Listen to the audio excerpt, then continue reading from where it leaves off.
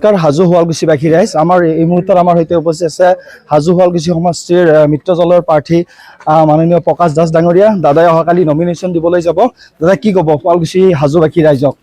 হাজো শুৱালকুছি সমষ্টিবাসী ৰাইজক মই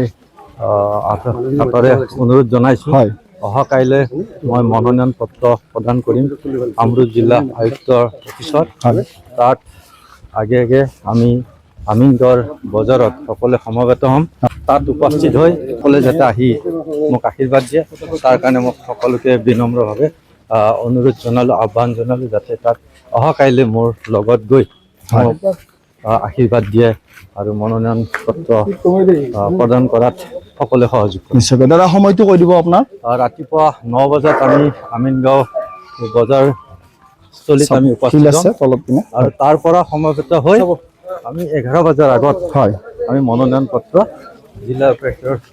কাৰ্যালয়ত দিবলৈ আমি তাৰ পৰা যাত্ৰা আৰম্ভ কৰিম। ঠিক আছে দাদা যথেষ্ট মানে দৌৰা সুৰা কৰি আছে পুৱাৰে পৰা যথেষ্ট ভাগৰুৱা আপোনাক আন্তৰিক শুভেচ্ছা জনালোঁ। ধন্যবাদ মই সকলোকে মোৰ ফালৰ পৰা সেৱা জনালোঁ। নিশ্চয়কৈ দাদা চাব পাৰে এইপিনে আপোনালোকে খোজকাঢ়ি কিনে যাই আছে প্ৰকৃত ৰাইজৰ নেতা আচলতে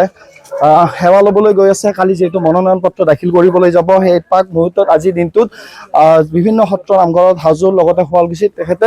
ভগৱানৰ কৃপা ল'বলৈ গৈ আছে সেৱা ল'বলৈ গৈ আছে গতিকে অহাকালি দিনটোত সকলো যাতে ওলাই আহে নমিনেশ্যনৰ যাত্ৰাত অংশগ্ৰহণ কৰিবলৈ আৰু দাদাক যাতে সকলোৱে আশীৰ্বাদ প্ৰদান কৰে। ধন্যবাদ।